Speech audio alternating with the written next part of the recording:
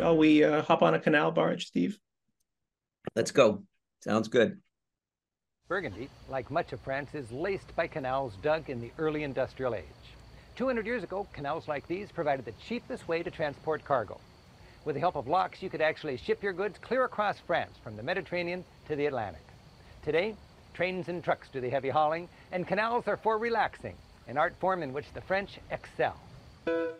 Whether you're cruising in a big full-service luxury barge or a small captain-it-yourself boat, the basic experience is the same. A lazy glide by pastoral scenes. I think they turn away. You think so? This time I'm joined by my friend and co-author of my France guidebook, my favorite Francophile, Steve Smith. I love slowing down. Cruising is the best way to see Burgundy. It forces you to slow down.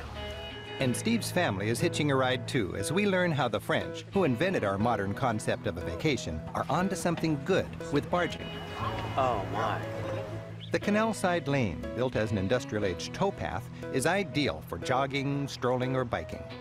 Boats come with bikes, and the pace is relaxing enough to allow for excursions. Your ride is punctuated by a lock every mile or so. By going from lock to lock, boats can gently climb step by step over the rolling terrain.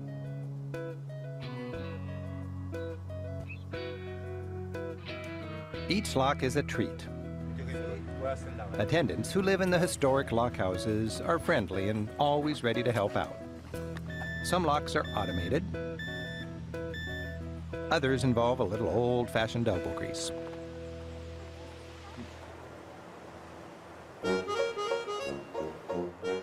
Full-service barges can be hired with a captain and crew who do the navigating, cooking, and guiding.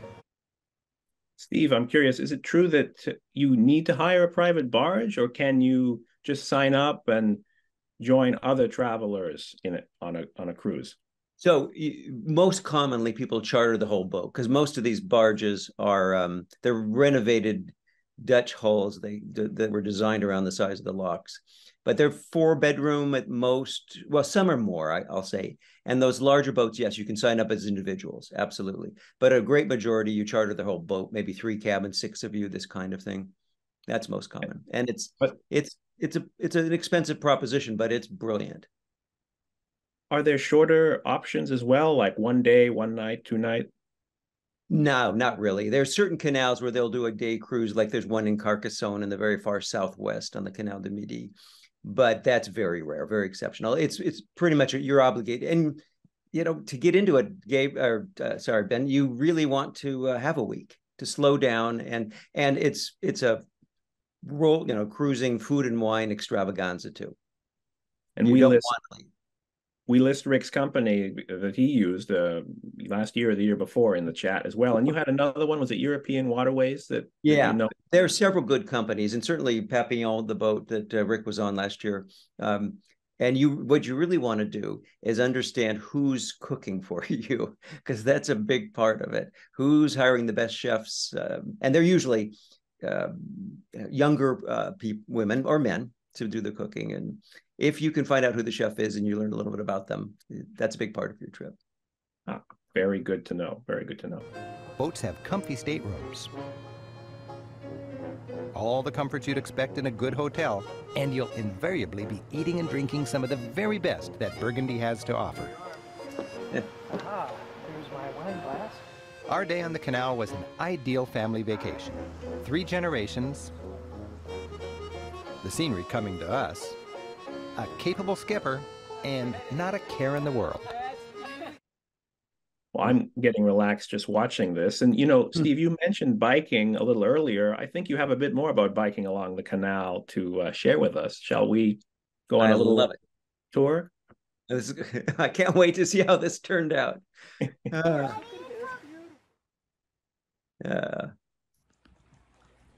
Biking on the Burgundy Canal.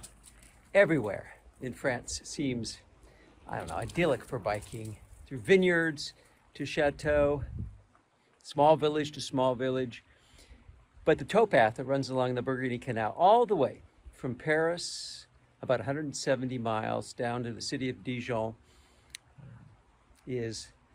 I don't know, maybe my favorite. It's level, just a few ups and downs at the locks, and it is one fine way to get your exercise. Follow me.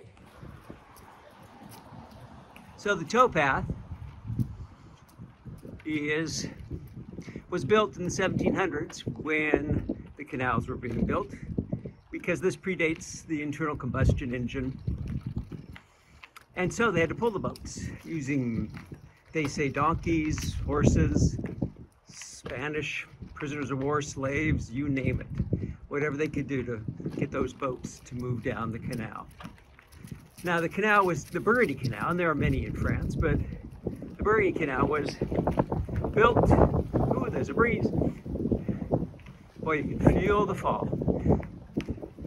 Built to connect Paris with the Mediterranean. And it does just that. It transfers in Dijon to the Saône River. The Saône flows into the Rhone, and the Rhone flows into the Mediterranean. This sweet little spot, we're coming up to Pont Douche, a little port on the canal. And this is one-handed riding, trusting my ability to balance. I'm really man. Thank you for risking yourself a little bit for our. You should. People were be riding the other way, of staring at me. I need a GoPro to hang on my helmet or something, obviously, but it worked. It worked totally. Riding carefully on it's easy enough. And by the way, that towpath looks rougher than it is. It's actually really well paved. It's very smooth for bikes. Yeah. And what month is this, Steve? I just did this a few days ago, so mid-October. Yeah. Incredible. And it was mid-70s. Yeah. Mid-70s. Getting warmer. October. Yeah, and they're talking. Everybody in Europe, particularly the southern part of Europe, is talking about 2 seasons now. You just go right from summer to winter, and that's it. No more spring and fall. Because and we were in the 80s in October, which is a little bit unusual. So a good reminder that we can maybe push out the shoulder seasons a little bit when we're thinking of traveling, right? Very much so. And again, with fall colors, it's really beautiful. And I wish I was able to capture this with a better camera, because some of the trees are really, the richness of the colors is beautiful. As we climb up this little hill, this is not a lock, but a bridge over the canal. And here's a little Pont Douche. There are little cafes, sort of way stations, I guess you'd say, every so often on the canal. Picnic tables, barges, although because of the drought, they have closed the canal for now. They don't have the water to feed it. They need it for more important uses like agriculture. So you won't see boats moving right now. Is this a common occurrence? Oh, no, I've never seen it. I've been here 30, 35, 36 years. I've never seen the canal close. I mean, it closes in the winter. Sections will freeze in some parts, I guess. But to close in October, it's a busy month for the boats. I mean, you can see the weather's beautiful. And this section of the canal is, I don't know if they've closed other sections too, but the 20 miles around my house are all shut down. It's the first time. Do you think, I mean, hopefully this won't become more common in the future, but do you think it might be smarter to book a canal barge trip in the spring after the winter rains, or do you think it doesn't really make any difference? So here's what they do. They'll always find a place to go. So you're never out of luck. The rivers like the Saône work well, and other canals, maybe where water is more plentiful, where the reservoirs aren't so tight as they are here. But I think your advice, I hadn't thought about that, Ben, to go in the spring, certainly, and through summer. But come the fall, it's going to be tighter naturally because there's just less water. Yeah. Interesting. Thank you, Steve. Probably not till next spring. I'm not sure. Yeah, so this is the leftover fleet that didn't get out in time. Pont Douche, this is kind of cool, is named for this bridge that we're about to cross, where the canal crosses over the Ouche River. I love this. And They actually built the canal, a bridge for the canal. I mean, that's what I'm on right now. And if you could see it from the road, you're on the canal's crossing over the river. It's pretty cool. It doesn't look low. I mean, if it look, I mean, I know. If it looks Now, any higher, it's going to go over the bank. no, it is, but it's so funny you say that. I got back for another ride the other day, and bit by bit, they're letting it drain. And certain sections between locks do look high, as this does. And I don't know what the purpose is, but boy, by my house, it's really low. I mean, normally the water's 6 feet deep. Yeah, that's the standard. And honestly, I bet it's just 3 feet deep by my house right now. Mm-hmm. Okay. Yeah, I didn't think of the lock system. That's a good point. Yeah.